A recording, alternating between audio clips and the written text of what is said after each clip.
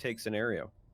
Yeah, and this is exactly what I was just talking about, seeing out of GenG, where we have that Sage on the table. They quickly push onto B. They're looking to lock out the A side, and they can play towards the other, but it looks like the angle hold isn't going to be that solid as Drone comes in and drops a 3K with the Ghost.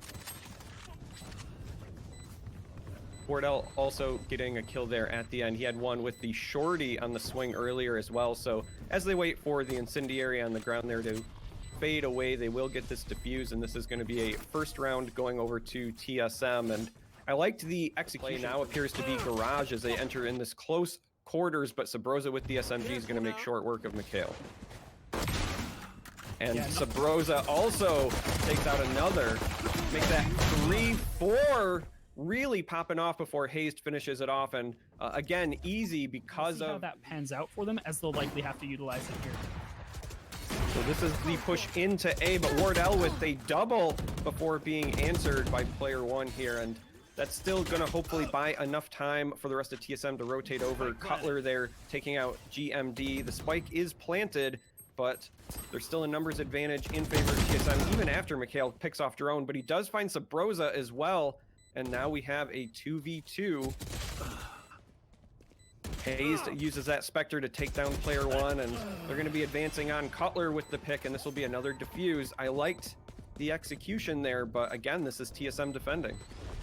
This is starting to look dicey in a hurry. GenG obviously finding the majority of their success when we saw them play yesterday. Rotational play, seemingly always being exactly where he needs to be to find those opening picks. And it looks like GenG's going to be pushing headlong into him here. And Drone picks up the 3K, spraying down. Looking at a 4-0 scoreline right now. GenG really having trouble finding momentum. And moments like that, where Wardell has a point-blank right-click and just can't seem to connect with it, GenG will take all of those that they can get. And effys backed up, got the res, and then also got a pick. I thought it was looking their favor, but Hazed with the double almost got a winning the round. One player ultimately had to take small shields, and a flurry of action here going on in mid, but Subroza with a pair of kills is again going to tip things way in favor of TSM. It's now a 4-on-2 scenario, and the spike is down mid where neither of the GenG players are nearby. huynh here with this pick on Wardell, though, might give them the opportunity to slide in. You have to wonder whether or not the play here is to actually go for the spike or just save, because your economy is kind of wrecked. And these two ARs represent an awful lot of credits here, and it's still a numbers disadvantage, and you don't have the spike. It's a tricky call. I think they're approaching it the right way, sort of playing it out slow, looking to have someone walk into them rather than walk into the spike. Of course, as I say that, we see huynh pushing towards mid, and he gets the pick onto Hazed. This gives GenG quite a bit more favorable a situation, although the clock's rapidly ticking down. huynh popping off, but Subroza answers with the 2-day to the next, and it's just so perplexing. And this is, again, Wardell with a triple kill, 2 kills with that operator, then picks one up with the classic to clean things up. And you ask what changed. You can see Wardell here looking for the pick, does find it. The Phoenix wall let him know that somebody was home, and he just needed to find him. With the flick coming back, finds another pick on player1. That's 3, picking up one against huynh as well. Excuse me, huynh. I keep mispronouncing that because I have my horrible American Midwest accent. I apologize. It's not any disrespect to you, sir, but Wardell evened this out. Despite the early first blood, brought TSM back into this. GM does finally pick off Wardell, and now we're on a 2v2, so evened things up there with that flurry of action. You say you don't mean any disrespect to huynh, but Wardell definitely meant disrespect to him there. Tailwinding directly at him and picking up the 3K. Quite the ego peak, but it goes mostly unpunished.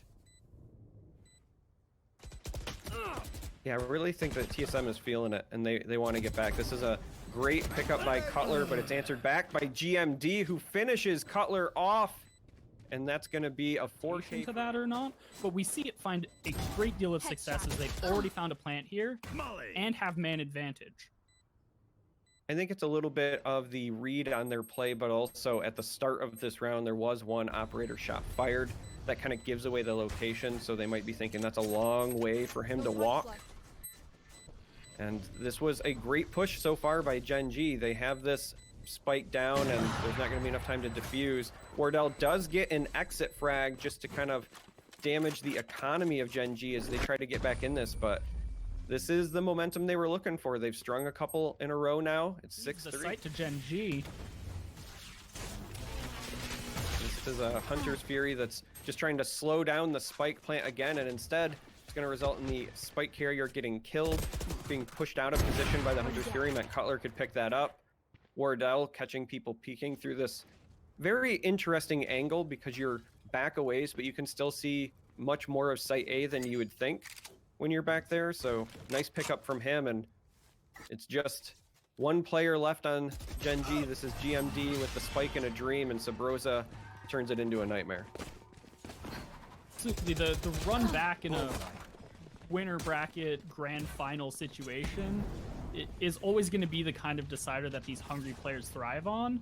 So I'm sure that TSM is almost not even looking at that, or at this match rather, so much as they're looking at the next and see this as a formality that they just need to rush through, and rushing through it is exactly what they're doing.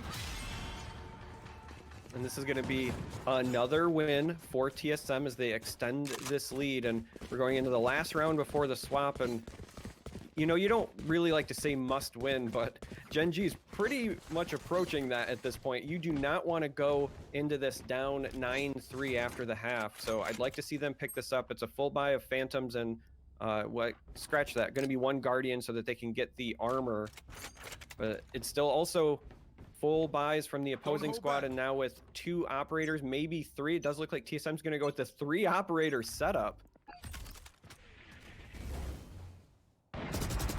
You do not want to peek any of these angles if you are GenG at this point. And MkaeL does find MkaeL on the other side of the map there with an operator. This is going to be kind of heartbreaking, where every time you peek an angle, there's an op shot. And Wardell says, hey, there's one over here in the garage. Don't come in this direction. And things are falling apart for GenG right now. This is when we get the hashtag op abusers in the chat, something along those lines. TSM making use of their resources in dramatic fashion, knowing that they just have an absurd economic advantage, toying with GenG. 5-man flanking rush onto Site A, and Wardell does find a kill with the shorty. Subroza also picking up effys, and so this is going to be an easy plant for them.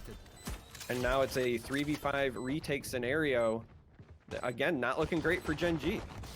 An absolutely absurd rotational play. I know I'm a nerd here, and not a lot of people are going to appreciate that, but TSM really just walked up mid, didn't force a plant B despite the fact they had full site control, instead fast flanked through connector and take heaven. I mean, come on, this is the kind of reason why GenG can't find success on defense on this map. Frag there, effys with the judge picks one off before what answers. However, that's a long rotation coming all the way from Site A for GenG, and if TSM plants this, yes they do, they will have a bit of a angles advantage, if you will, here as they set up. It is even in terms of numbers. It's 3v3 for this retake, but TSM gets to pick their spots in camp, and it looks like they planted for long.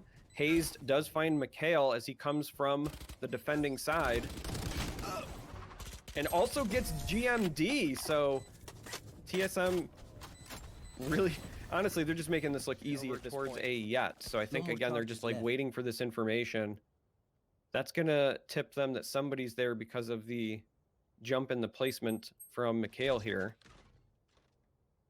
And this is the calm before the storm, because now we see TSM is rotating over. Similarly, GenG kind of rotating to maybe touch a flank. We see the Sage coming up the backside of A. Drone enters and finds a frag. MkaeL gets a kill as well. Drone with a second.